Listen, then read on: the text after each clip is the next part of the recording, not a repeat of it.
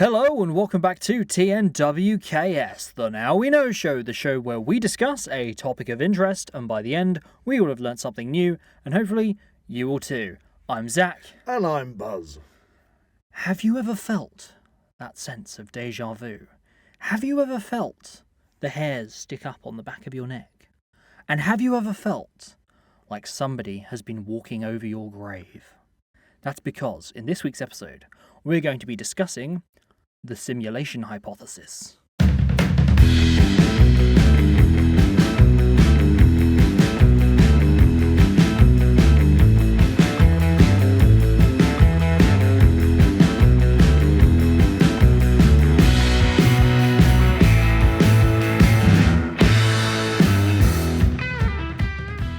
If you enjoy the Now We Know Show podcast, support Zak Wylde Productions on Patreon or join our members on YouTube for early access, ad-free content and exclusive episodes. So Zak, I have got to honestly say I have really been looking forward to this particular episode ever since you brought up the subject of the simulation hypothesis. Yes. Okay, that's it's a mouthful. It's a pretty big statement. It is. But I'm going to really look forward to finding out about what on earth this particular, and can I say conspiracy theory is all about. Yes. We have discussed about doing more conspiracy theories episodes. Obviously, we have done the classic flat Earth story. Yep. And whether or not the moon landings actually happened. That's correct. And it's been a while since we've really addressed anything since Secret Society, so I thought, what a good way to kind of round off...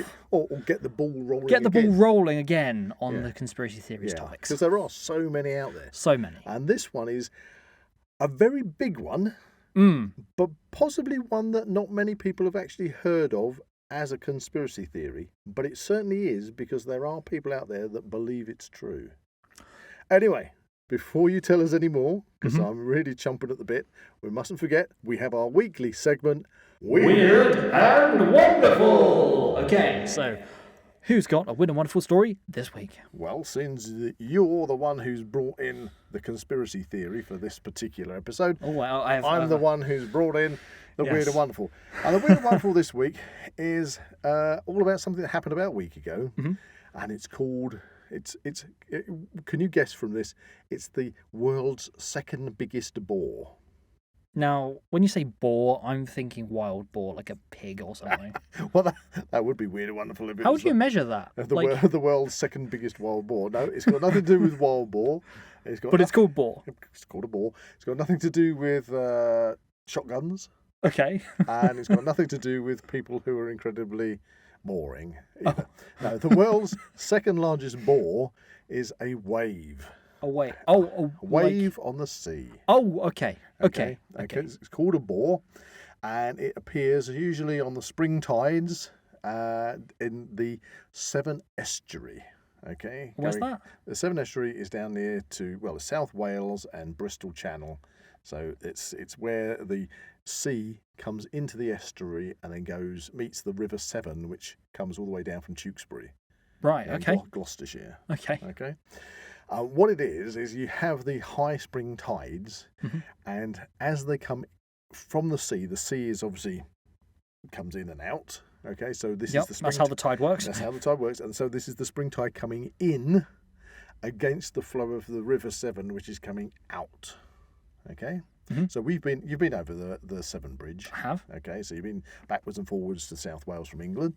So where the sea comes into the estuary in that swelling spring tide, because it's a much higher tide, it suddenly meets the River Severn, which is coming out into the estuary, and the estuary itself becomes very shallow, and also it suddenly goes from being wide to very narrow down into the river. And what does that actually mean? It means? What's the result?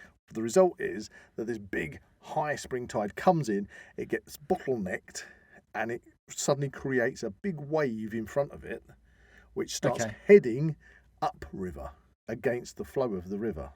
So this is just like a completely natural... It's a natural event. And it only happens at these high tides.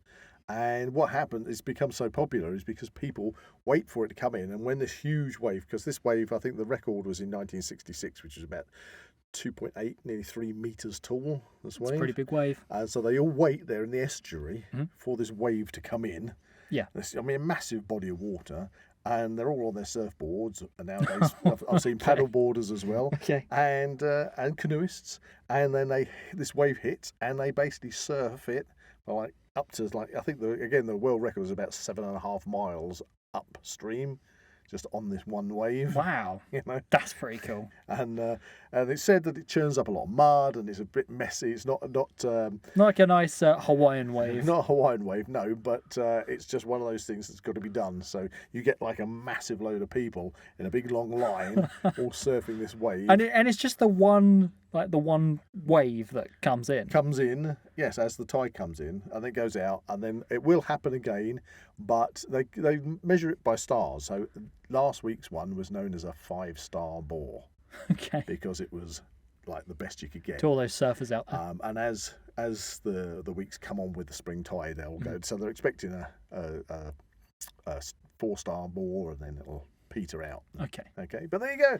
So if you ever fancy surfing for 7 odd miles upstream, River Severn, and the world's second, I don't know what the first is, I didn't look that up actually, but the world's second best bore. Ta-da! That was my weird and wonderful. Now, tell us all about the simulation hypotheses. Okay. That's what I want to know. Okay. What is this conspiracy theory? So, simulation hypotheses, or simulation theory, Right. is the proposal that our perceived reality is a powerful computer simulation, Okay. possibly created by a higher being. Mhm. The theory assumes that either everything we know of and that exists is simulated, or that the world we know of is simulated. Okay, so we're talking kind of what everybody would suddenly jump to is the Matrix. The Matrix, yes, that's a very popular kind of But the thing representation is, of this. it's a conspiracy theory because just like with the flat Earth, Mhm. there's people out there that do believe it. completely believe 100% that it is real. So this theory was initially proposed by a person called Nick Bostrom, and it was presented as not merely philosophical speculation, but an empirical claim with quantifiable possibilities. This obviously resulted in a lot of criticism by the scientific world and has been described as a pseudoscience. Pseudoscience or poppycock. Poppycock. Yes. Yeah, that works. I mean, but the problem is that when you have something that can be, and we're going to be discussing this whole theory, but that is if you like fantasy. The problem is it then bleeds itself into the delusional politics that bleeds itself into the belief that existence itself is kind of like merely a mirage. And of course, if that's the case and people start believing it, and you have somebody who really believes it, then when you speak to somebody like that, they're just going to come back at you and say something along the lines of, well, that's just what they want you to think. Well, I think the big question is, if we were living in a simulation, Okay. how would we know?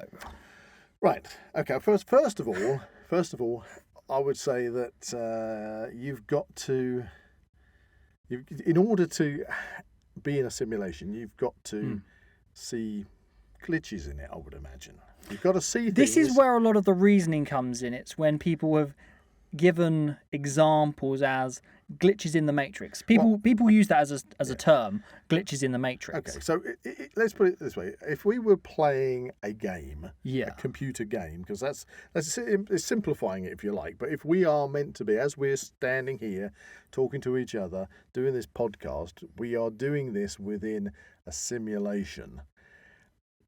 A very, you mentioned some higher intelligence, A higher being that obviously would have a purpose for creating that. Now, okay, so if we then bring it down to what we are familiar with, where you're playing a computer game and you're playing something like I don't know, a popular one called Skyrim, which is like it's a whole world, isn't it? You can pretty much explore. A free roam. It's a free roam game. Would another one be, which I haven't played, but what's that one with the cars? Grand Theft Auto. Grand Theft Auto, that's it. It's a really popular one. So people can basically go and roam freely around these things, interact with things, and then you have characters in it which are NPCs, non-playable characters, and they have set responses and things, and that compared to what we're calling real life, but we're discussing here and now whether that's a simulation. You can obviously see that if you go up to somebody and you ask them a thing and they give you an answer, and you ask them again and they give you the same answer, and you ask them again and they give you the same answer, then that would be an indication. That would be an indication. And of course, within a computer game, you have to be somewhere outside of that to be playing it and experiencing. Well, that brings up the question of whether or not in said simulation, if we were in a simulation, would we be outside of the simulation playing the simulation, or are we ourselves just a collection of ones and zeros that are essentially NPCs, but to a degree so sophisticated that we are in a studio recording a podcast talking about the potential of the world as we know it being a simulation? Now, that's a good point. That's a good point, Zach. But going back to our as we know it computer game, you often see things like somebody will be standing on a rock and their feet have disappeared into the rock. Yeah. Or somebody is you've slain a warrior. They've fallen off a wall and they're just hovering in midair. So I have a prime example here. It was a game called Rage. It's came out probably over 10 years ago now, and I was playing it on PS3. I threw one of these kind of boomerang things into like an enemy's head.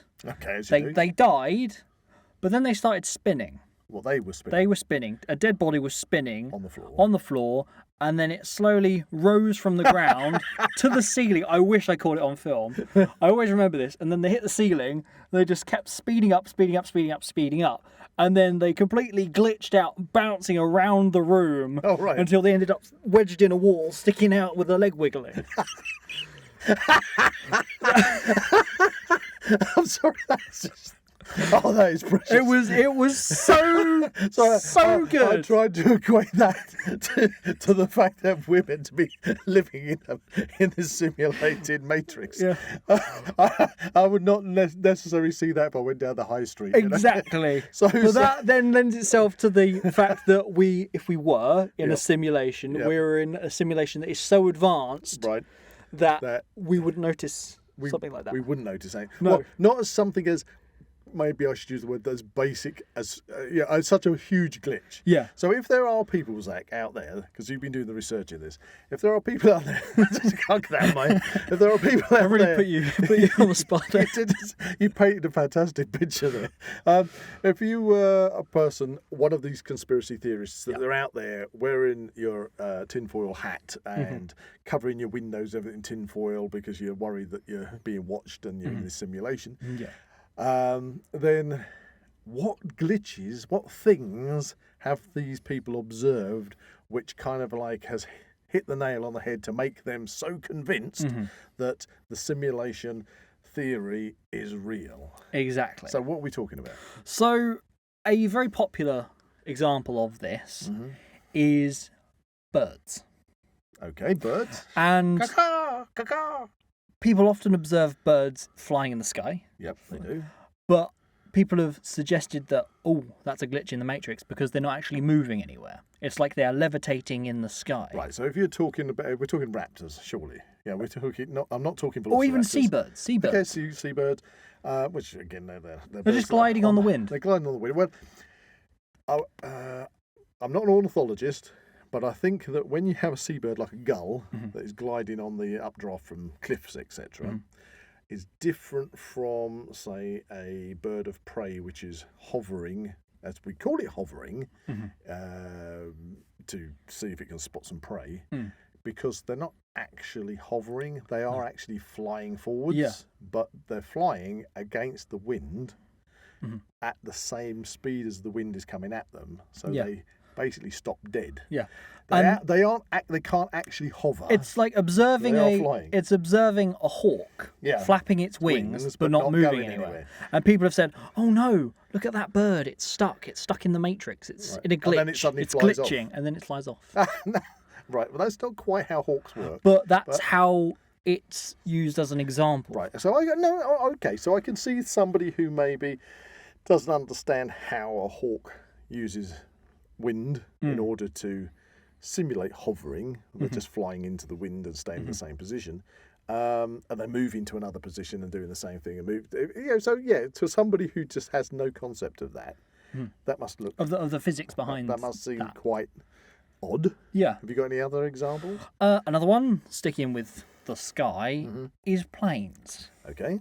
So, some people believe that it's physically impossible for a plane to be moving so slow. What, you mean like a jumbo jet? Yeah, to be so moving so slow, but being so big. And moving in the sky. Yeah, I think I've heard this before, that they seem to move incredibly slowly when you observe them. Yeah. For what weight they must be. Yeah. To be able to stay in the sky. And again, this does kind of tiptoe along the lines of other conspiracy theories about whether or not things we see in the sky are actually real. Right. I mean, It goes back to flat Earth again on that. I did see a with, like, short... it's all CGI. Yeah, I did see a short video on that where, this must be a couple of years ago because you've just reminded me, where somebody was filming a jetliner, an airliner. It was in the distance, going across above some trees, and it did seem to be going very slowly. Meanwhile, near to the person who's filming, you had a little biplane, just a normal little, 2-man plane, which was then cutting across the same direction as the airliner, but much faster. Yeah. And it was sort of like, how can this little plane going so fast be? How can the big one not be? Yeah. How can it stay in the air? And it's like, yeah, but it's so far away from you in consideration. You're not taking into consideration. It's also lift. Yeah. It's the amount of energy from those engines pushing it forward against the wind, allowing it to. Plus, it's several miles further away. Exactly. Yeah. And as it's further away, it looks like it's covering a shorter distance as it's moving, as to something that's close to you and zipping straight past. Exactly. Yeah. Okay. So we've got some things, and you mentioned in your intro about like that feeling of somebody's walked over your grave. Yeah, that was something I kind of wanted to look at because to equate it to this, obviously simulations, rendering, stuff like that happens, and that could be like a glitch in the Matrix as kind of us kind of catching up with ourselves almost. Right. So a form of buffering. Well, it's interesting because it doesn't matter kind of who you are, what society you're from, whereabouts in the world you're from.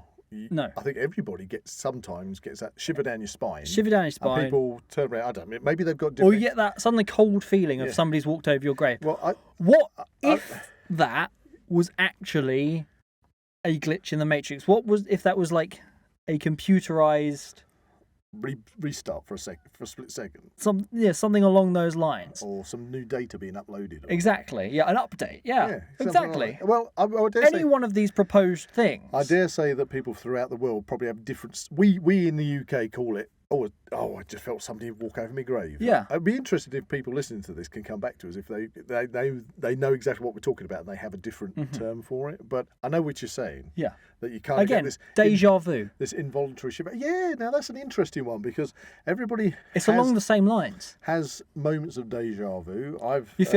You can't explain it. You cannot explain it. You feel like, I've been here before. I've seen this before. I've done this before. Yes, I've certainly had that where I've been into a place and I've suddenly thought, do you know, I'm sure I have just already done this already. Yeah. And that's a very strange feeling. Or you think of something, and then, for instance, if I was walking to my house from here, and I only cognitively catch up with myself when I'm almost there. Yeah, people get this when they're driving as well. When you're driving along and then suddenly you realise that you suddenly, hang on a minute, I can't remember last 2 miles that I just drove. Yeah, you've jumped. But obviously you've been driving safely, but you seem to have jumped forwards to where you are then. And you have a recollection of something getting to that point. What? I remember deciding to do this. I've had that discussion with many, many people. And now I'm there. I'm starting to do whatever it is that I decided to do. What explains that gap? Is it like just a drop in, like a link, a connection between the physical presence that you are experiencing through your kind of simulated reality? It's like, okay, well, that's assuming that we're outside of this simulation controlling the inside of the simulation via our brain or something like that. Okay. Well, However, if we're ones and zeros, it could be somebody programming said situation to kind of bridge the gap. I don't know. I mean, okay. So let's before we start getting into the very We are going very deep. We're going very theoretical deep. and the philosophy behind this. Other things that you brought up suddenly into my mind are things like those moments where you can't find your car keys. Everybody's done that. Yeah, that's a good example. Yeah, where have I left my car keys? You search everywhere for your car keys, only to find them exactly where you thought you'd left them in the first place. Yeah. Okay, so could that be an instance of they've glitched out, your car keys aren't there, and then they reappear there? Yeah. Or is it that something within you're just not seeing where your car keys are? I don't know. I mean, that's all a bit far-fetched to me on that point. But I'm just saying, we all get those moments where we think, you can't find something, and there it is right in front of your face. And there's one other thing you've kind of brought up in my mind, talking about this, and that is people who feel as if they've already lived other lives. Like a past life. You know? Again, to an extent, it could be extended to that deja vu proposal that it's something that you've already done, but is it something you've already done, or is it something you have previously been that's already done that? So you might have... And it's like a recurring memory from a past life. Okay. Potentially. Now, time's a funny thing. I do want to do a podcast on time and time travel. We have been discussing that for a while. I'm going to do one of those, and this kind of bumps into that in a kind of a way, because obviously we live in the now. We did briefly explore this on the Mindfulness podcast. With us standing here together, this is the now. This is what you experience. You only experience the now. The past has gone. The now of this is going to be experienced in the future as a recording of the now. Yep. When it's listened to. But the past, once that's gone, it's gone. It doesn't exist anymore. No. That's just only exists in your memories. Exactly. And the future, well, technically, that doesn't exist either. Because it hasn't happened yet. However, that's a discussion for another day. The reason I bring it up is because if you are dealing with a simulation, are we therefore all meant to be playing out a simulation which is free roaming? Or is it a simulation or is it rendering ahead of us? Yeah, or is it something that's already predestined? If you see what I mean. I get what you mean, yeah. So, if you could... We had a situation the other day where we watched a movie and there was a hint of time travel in it. And we can say the movie. Okay, it was The Dial of Destiny. Indiana Jones and the Dial of Destiny. They find an Archimedes' tomb. Yep. Spoilers for those people who haven't seen this. But they find Archimedes' tomb, and his skeleton is wearing a watch. From modern day. From modern day. From the modern day, which would have been 1960s. That watch belonging to a Nazi who, further on in the movie, they find a portal which takes them back in time, and that Nazi gets killed, and Archimedes gets his watch. And so that leads to the point of saying that, therefore, if the watch then is in the past... Yeah. In the future, it's already in the having future. Not got to the past yet. Yeah, it's in the future without getting back to the past. It's preordained that sequence of events is going to happen. And if that's the case, does that therefore hint towards all events, whatever you think you're doing of free will, isn't actually free will? It's just going to happen. Yeah. Free will is a construct. A construct, just a thing that we like to believe that we have. Cause and effect is already determined. Yeah. It's not... The decision process isn't a decision process. It's merely sequence of events playing out. Well, let's put it this way. If you could travel into the future, which technically... we'll deal with this in the time travel one, but if you could travel into the future, which technically you can, that would mean that the future events, in order to travel into the future, have already happened to be able to arrive in the future. You see? So, therefore... Yeah. So that hints towards the fact that everything you do is already preordained. Yeah. Or is it? That's the thing. So if we are in this simulation that you're suggesting, that, well, not you're suggesting, but the people who believe in this conspiracy theory, in this simulation hypothesis,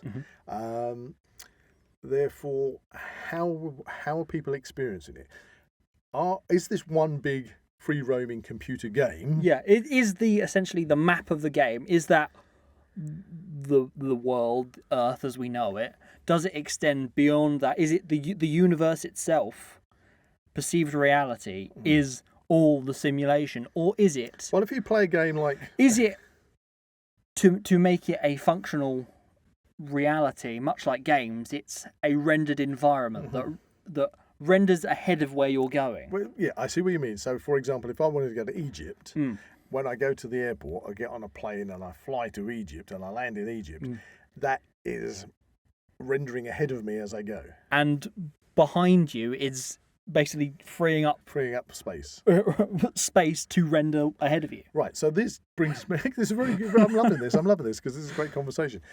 So, would that suggest? This is one. Are we all characters within this simulation, or now you got to bear with me on this? I'm looking at you through my eyes. Okay. Yeah. And I'm looking at you through my eyes. Well, I assume. Well, exactly. Am I the entity which is playing the game? Playing the game. This whole game that's in front of me, this whole world which is in front of me, you, my son, my wife, my family, my friends, are you all just part of something that I'm experiencing as an individual? Yeah. And you guys are just all characters within that. NPCs. But you don't know that because I'm just an NPC, potentially. Or, earlier on today, we were at a service station and we were surrounded by probably a couple of hundred people. Is everybody an entity experiencing... That would lend itself to the Matrix idea from the film The Matrix, that everyone is in their little pod. Okay. From birth, has been in their pod being a battery for the robots. Right, okay. So let's go into sci-fi and for a minute. It's whether or not we are actually a physical presence outside of the simulation, or the simulation being controlled by an entity of some descript. Yeah, like a super AI. Or are we that literally the characters in a really sophisticated game that we are just being played? When the game is turned off, or do we just then not exist? Well, we wouldn't know. Exactly. I mean, that would be a kind of a...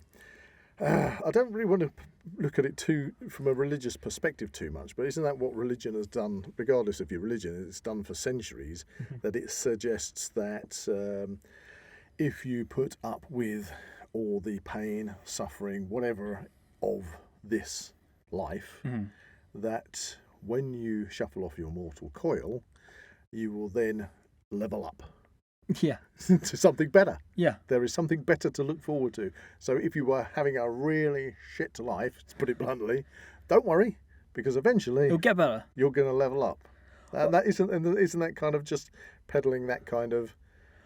Well, I mean, that's very, very much from that promise game player perspective where, okay, it's okay that I've died in this game. I'm going to respawn and then keep going until I've defeated this boss. And then I level up. Once I've gained enough experience points, I'm going to level up. So, there you go. And I'm going to get all these cool things. So, well, we already spoke about people thinking they've had a past life. Does that mean that if you shuffle off your mortal coil and you then respawn, as in get reborn, reborn? Yeah. Maybe that's a little thing. One thing in the same, isn't it? Yeah. So, and then you just start from baby facsimile again, but you're meant to be void of all previous knowledge. You're a new template to grow up within their simulation. Yeah. But maybe some residual things hang around in the back of your program. As a glitch within the program itself. Yeah, with some kind of just random memory. Yeah. That is like a ghost memory. Yeah, well, sometimes obviously if you have a memory card and you format it, it doesn't get rid of the data.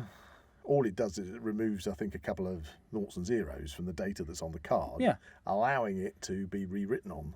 But that data is technically still there. That's why sometimes when people have gone, oh no, I formatted my card, I need to get information off it, and then they can use certain software that can actually access that lost data.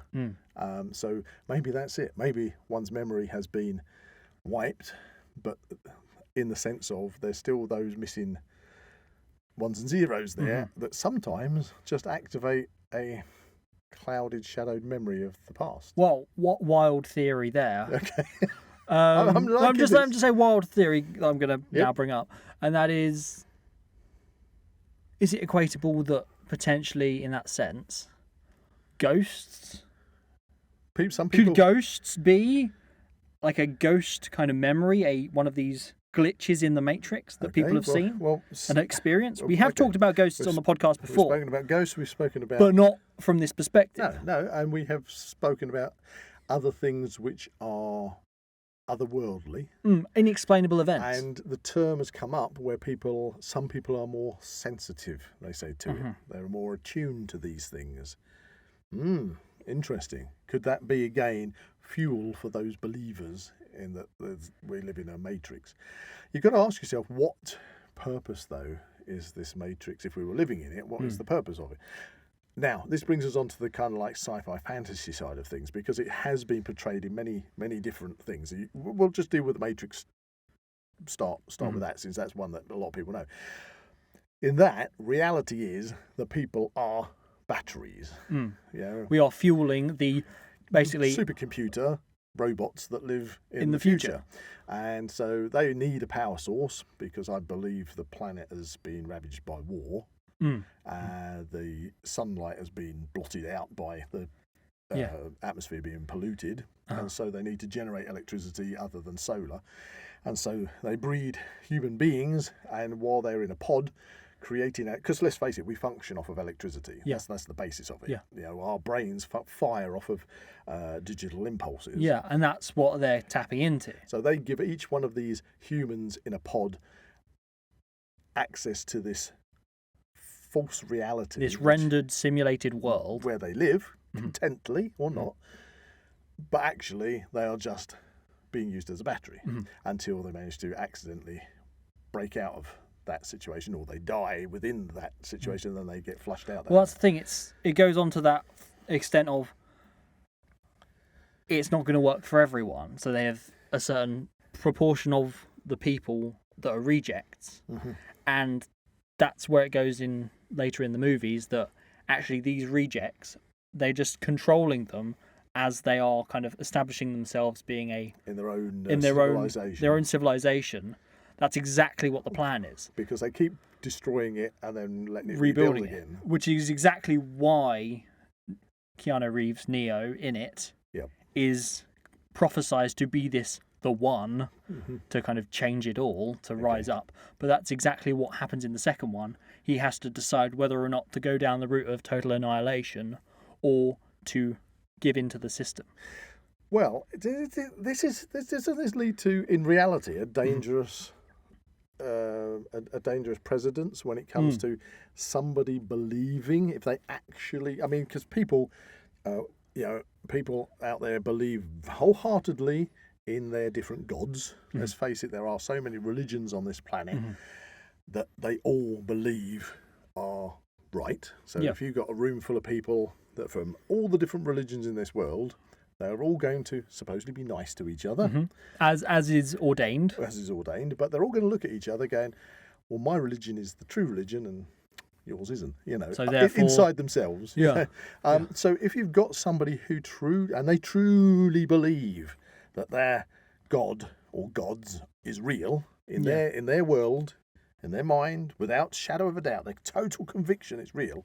If you have somebody who has total conviction that they are living in a matrix, therefore doesn't that completely remove any responsibility from them? That basically somebody can go around and say, well, I can do whatever I want, act however I like, because the worst case scenario, depending on where I live in the world, I'm going to either end up in prison for the rest of my life or I'm going to get executed. But it doesn't matter, because it's going to stop at some point, and I'm just going to be go again. Much like a game. Yes, where but isn't that potentially an incredibly dangerous thing? It's a dangerous idea, yes. Because if you have somebody or people that believe that, that becomes very much cultist, doesn't it? Yeah. If you believed in the cult of the simulated theory, Yeah, then you could really have problems. exactly, because action and like consequences have no meaning. No, you can do whatever you like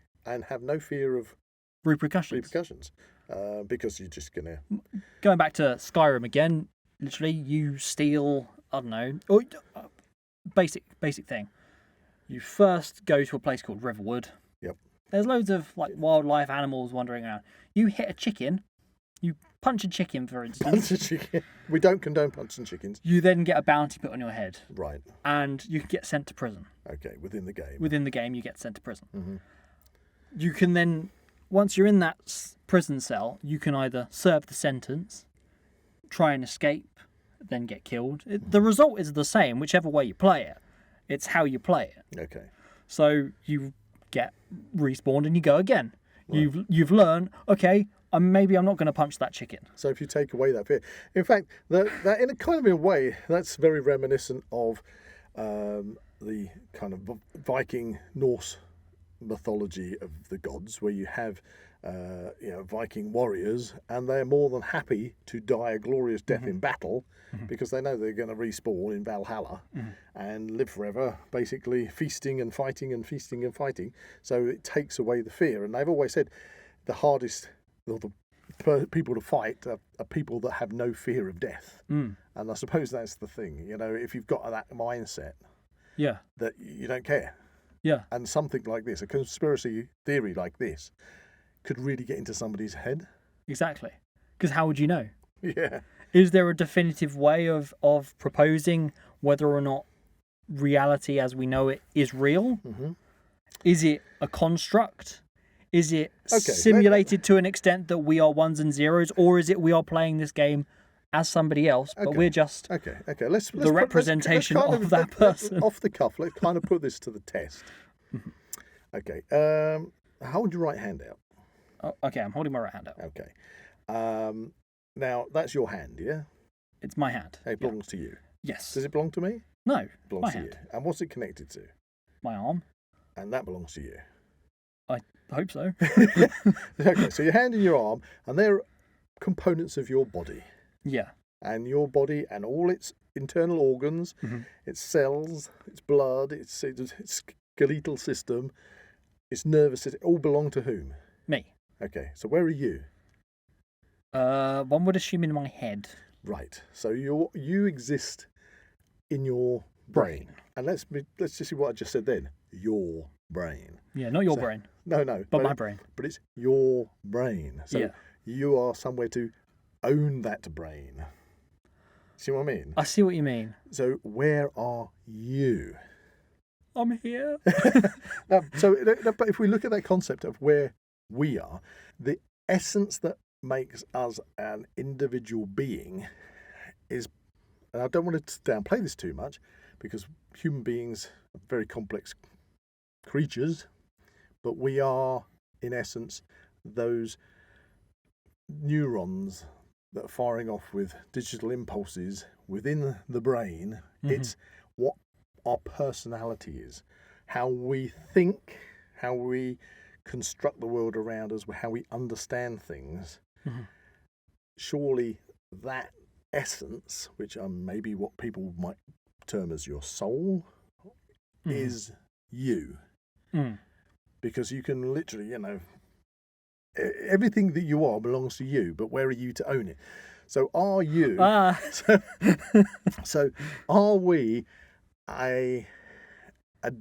just an ethereal being that manifests, that possesses this vehicle to go through life, existence, within this to perceive reality, and then when this vehicle basically is gets lost, to the end of its life, what happens? Then do you dissipate into the ether? Do you transfer to something else? So are you within the vehicle at this present moment in time, or are you observing everything this vehicle is going through from some other place? Yeah. Do we visit that place, for example, when we dream? Yeah, because we have dreams which can be very bizarre at times. Yeah. Dream about places you've never been before, never seen before, people. Sometimes it's past memories. Sometimes it's just things that, is it downloading data from what you've done during that day? Yeah. I mean, dreams are another big area you've got to consider within this theory of consciousness and reality, and living within this so-called matrix. There's got to be a basis behind dreams for them to be something. It's why would we dream? Yeah, exactly. Now, there are days where I don't dream, and there are other days where I might have some absolutely fantastical adventure that seems so real. And sometimes, I don't know if you have this, but you observe yourself from a distance within the dream, but then other times you are within yourself in the dream. I see what you mean. Yeah. And I was going to ask this question about dreams. And do you ever find yourself with the ability within a dream to essentially stop what's happening, go back, and then replay the sequence of events? I think because I do that all the time. I think I have. It's like, I didn't like how that turned out. Yeah. I'm now going to go back. I've had go back 5 minutes essentially. I've had situations in dreams where I have thought, no, I don't like what situation I'm in right now, so I'll just walk out the door. I'm going to go to the past checkpoint and do something else. Reload it at the last checkpoint. Yeah. Interesting. Could this be part of this, as we call it, the simulation hypothesis? Yeah. So could it be that all dreams are also connected within this? Mm. Now, this is another thing, because people are not in any way all the same. There are people that have mental disabilities, learning difficulties. There are people out there that are literally serial killers. Yeah. Mm-hmm. So your brains are kind of like working in different ways. Some people cannot conceive certain things, can't undertake certain tasks. Other people might be really nice people, and potentially always really nice people, but where other people are really vindictive people, have their personalities. Is this that they're pre-programmed to be like that? Yeah, it goes back to that responsibility thing. Yeah, again. some people say, if you grow up in a certain way and brought up, you're going to it's a reflection of your upbringing. Mm-hmm. But that's not always the case, because there's people that had really bad potential upbringings and gone on to be incredibly successful and incredibly nice people with not a vindictive bone in their bodies to reflect any of the hardship they had in the past. But does anyone ever address it the other way around? But there are. I've met people which have, dare I say, kind of been born with a silver spoon in their mouth, where they've had never had any hardship. They've come from a rich family. They've got everything they want, and they are horrible. Yeah. And they do horrible things. They have everything for the world going for them. Yeah. And somehow they're still I mean, I met this one lad, unhappy. No names, no Patron, but was the one lad who came from a very well-to-do family, lived in a very well-to-do area, and he was always getting nicked by the police because he was out stealing cars, doing all sorts of, but he was almost like, I don't care because my parents are going to bail me out. So what puts that into his psyche to do that? Is that part of this simulation theory that we're in? This kind of thing.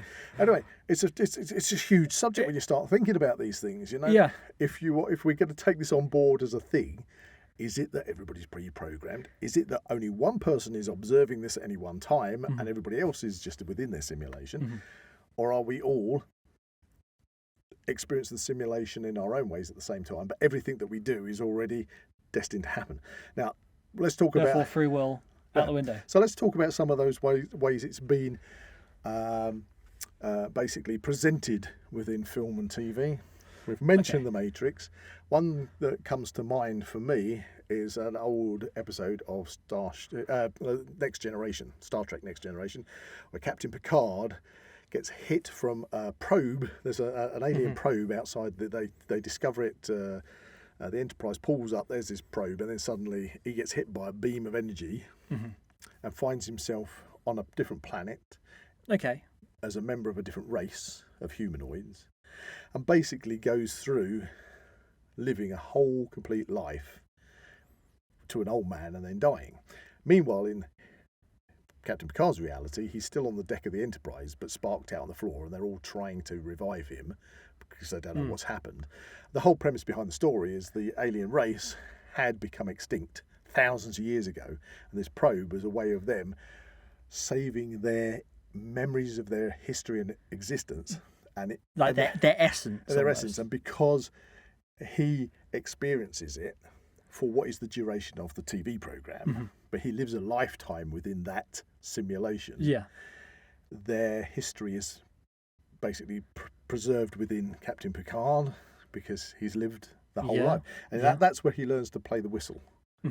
So within that one, because he lives a lifetime there. Yeah. But actually, it's only been like 40 minutes. And yet somehow within that, again, that's the kind of an echo of that life. Yep. Even though it's only taken maybe a couple of hours. Yep. Somehow the echo of that life has persisted, and he has gone on to have those echoes in the ability to. When he comes round, he can still play. You could never learn the flute in like an hour. Of course not. But in reference to the simulated reality, experience is compounded, and therefore he is given that ability within that time to have learned to use the flute. What other ones? So things that are springing to mind in similar respects are the Rick and Morty.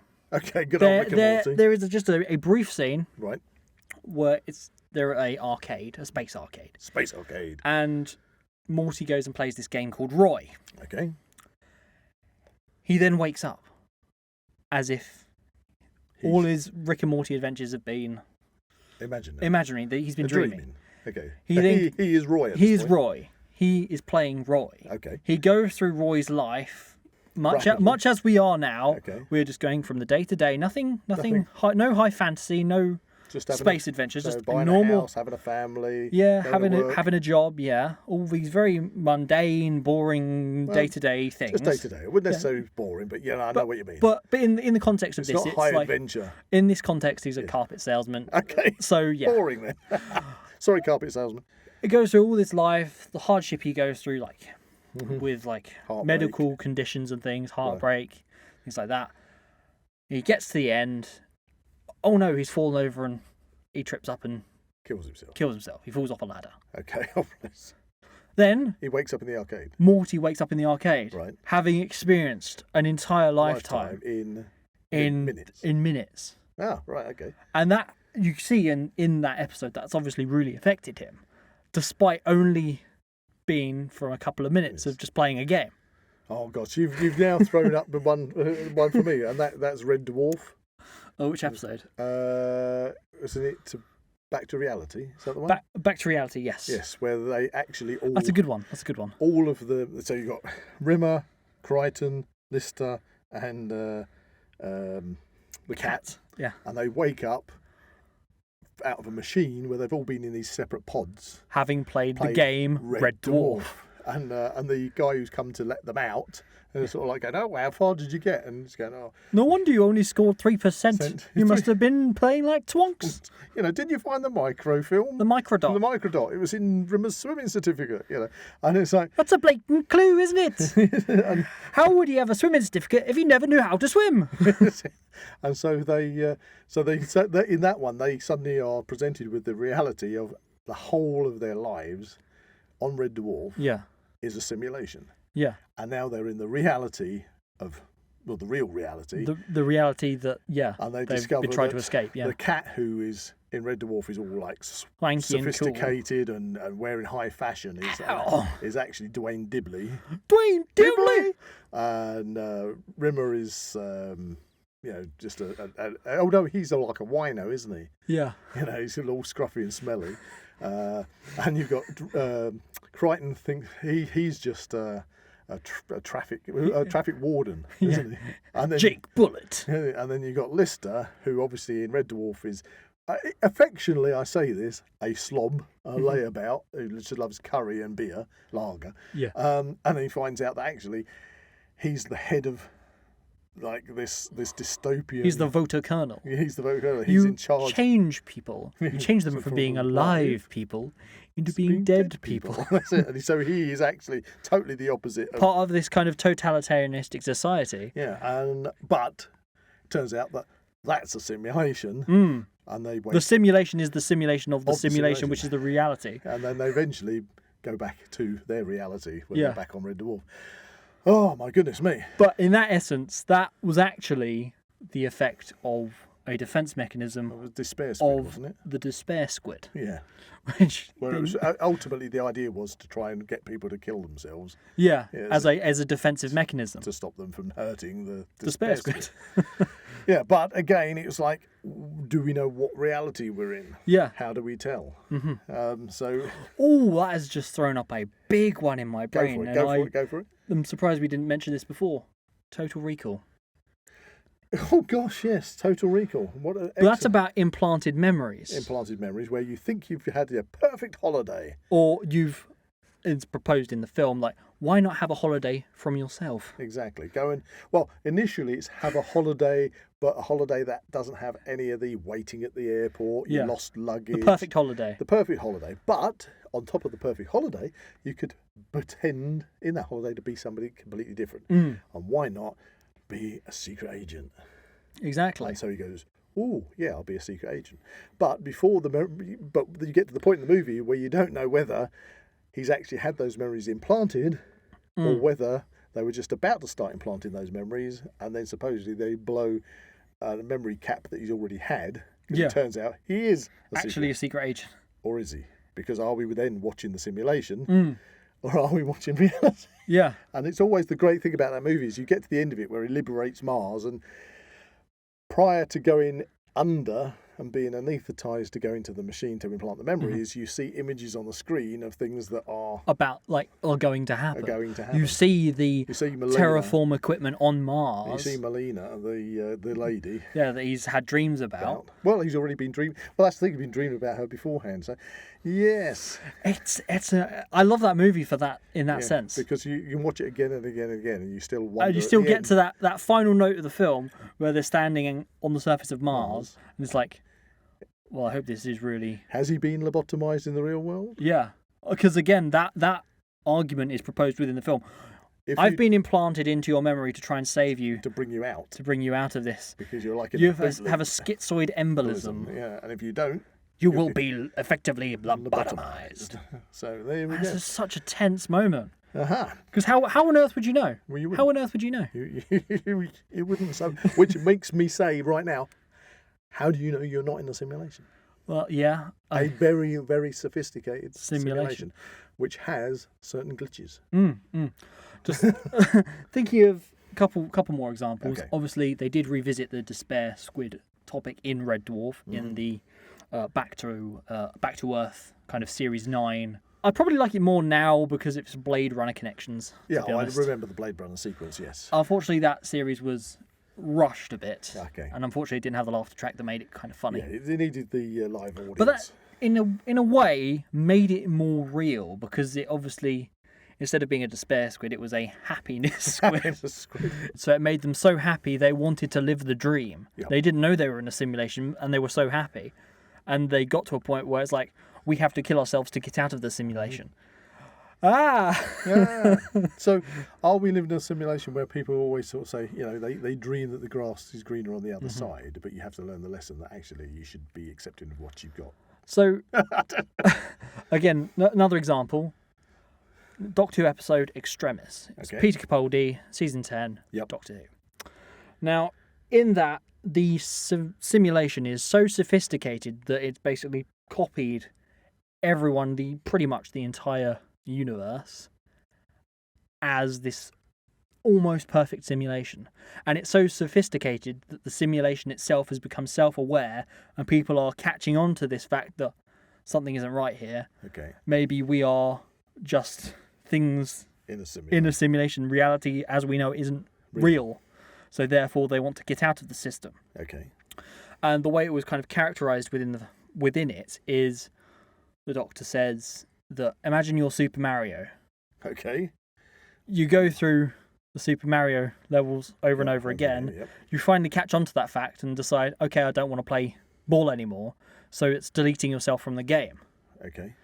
So then you don't have a game to play. Mm-hmm.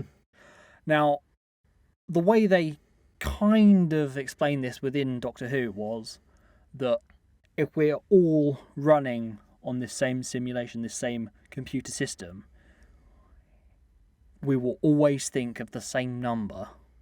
If, for instance, we just randomly said a number right now. Okay, let's do it. So 3, 2, 1, and we'll say a number between 1 and 20. Okay, so you're going to say 3, 2, 1, Mm-hmm. and then we say a number between 1 and 20. If we say the same number, we're in a simulation. Okay. Well, then we... 3, 2, 1, 17. 10. Okay. Okay. Again. Okay. 3, 2, 1, 12. 9. 3, 2, 1, 7. 2. Okay. All right. Well, I think we're safe. So, In regards to Doctor Who, I think we're safe. it That was actually quite a fun experiment. was fun, actually. Anyway, having realised this, they then delete themselves from the game. So they the Hadron Super Collider of all places, they like blow it up and things like that. So you mentioned Doctor Who. There was Yeah. another one, maybe final one that springs to mind, which is kind of different concept, and that was a film called Dark City. Oh, where yeah, of course. Humans had been taken by aliens to this world where they were playing out certain scenarios. I think it was to kind of like find out what the essence of life is, what the point of life is. Because they were also using humans as hosts. Yeah, they were using humans as hosts, and then overnight the city would change. So and the main character in it is like married with a loving family, and then as soon as midnight strikes, they all like fall asleep. And then when he wakes up, the city's changed, and he wakes up where he's suddenly at a murder scene, and he's got blood on his hands. So in this particular instance, it wouldn't be along It's not that digital computerized world. It's more a physical. So the people were physical physical in it, reality, yeah. but the world around them was being manipulated. And obviously, they themselves are being manipulated to forget Because the past. That's it. But he retained memories of his past. And again, that's lending itself to suddenly And then something becoming so sophisticated it becomes self-aware of Yeah, itself. because he kept saying in his head, they kept going to this beach for a holiday, but every time he tried, he could never get to the beach. Yeah. You know, but everybody else was saying, "Oh yeah, you just catch the train, go that way." Yeah, because he's become so self-aware of this. But everybody else was ignoring it. And then he's going through life. Suddenly, things have changed. Yeah. He's remembering the past, Yeah. being different to what it is. So that's a different take on. It is. If you like, It is. This. But again, that's that idea that there is a something, in this case, aliens, that are creating this construct. Well, you started this conversation about this conspiracy theory. You said, is there another higher intelligence controlling everything? And that would be that situation. So anyway, I think it's time we start rounding things up. Yeah. I'll leave it on this one note that kind of, for me, it kind of got me thinking about this whole simulation. So we're going to be at this point. Are we going to ask each other what we believe in this? I'll say the story first. So, what initially kicked this up for me was a particular instance where I was hiking with Jack. Yeah. We all love Jack. We all know Jack. He's great. And whilst we were hiking, we were in the middle of nowhere, walking down some hills across a pretty open landscape. There was nowhere out in the countryside. There was nowhere for anyone to hide. If somebody was coming, you'd see it coming. Okay.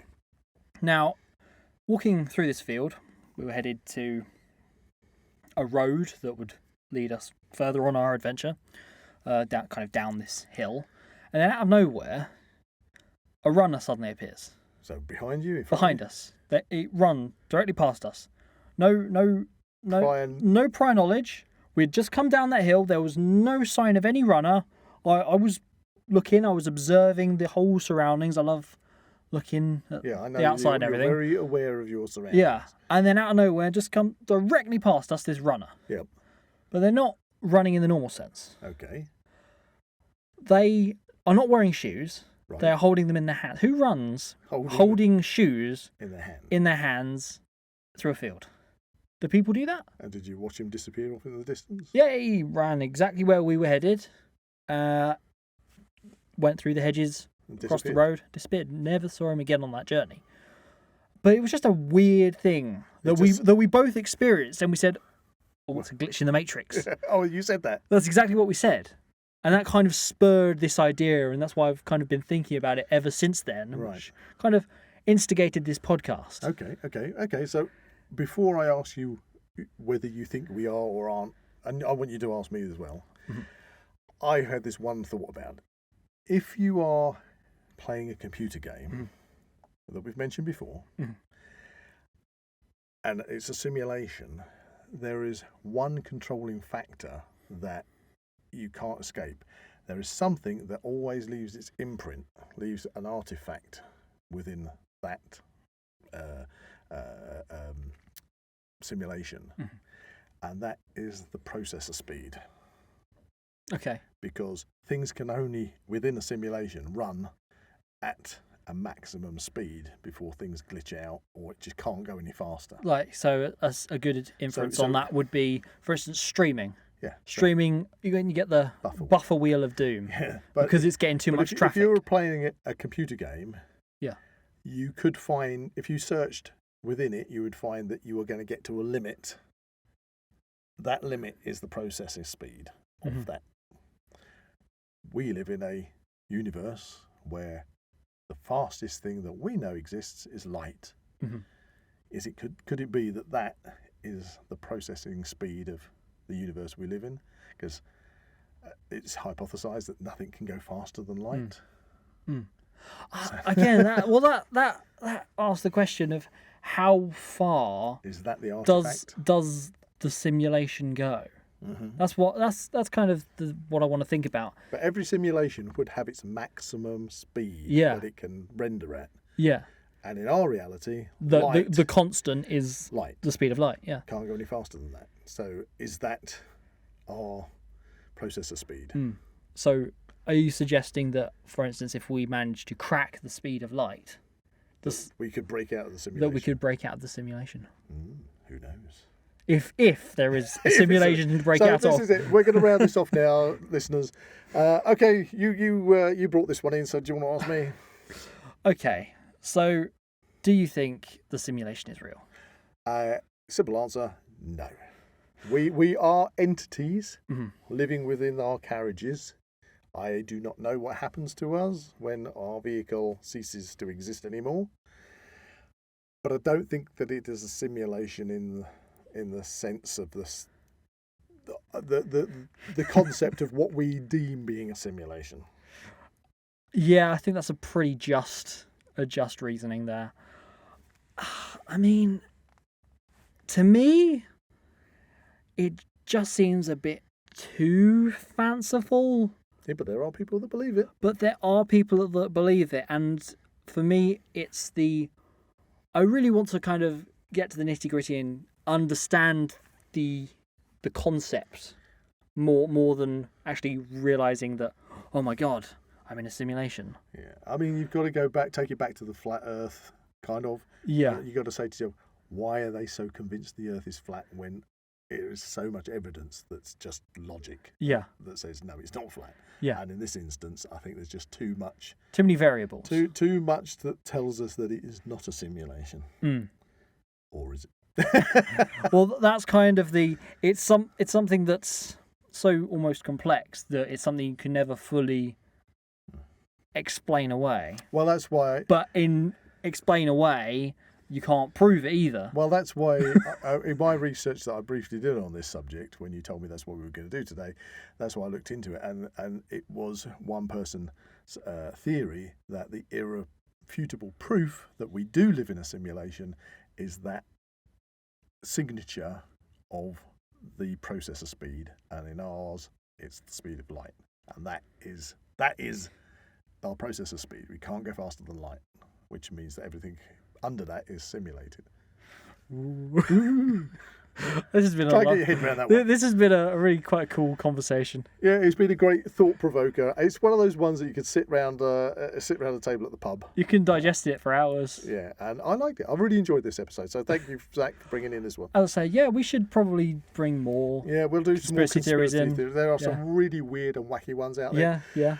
And this one is kind of, on the edge. But it's on the edge, but people love talking about it's it. semi-believable. Well, see how popular the Matrix films are. See, we've already discussed popular, pop culture, the different where it appears. Mm-hmm. So who knows? Maybe we are. Listeners, if you've got any opinions on it, let us know.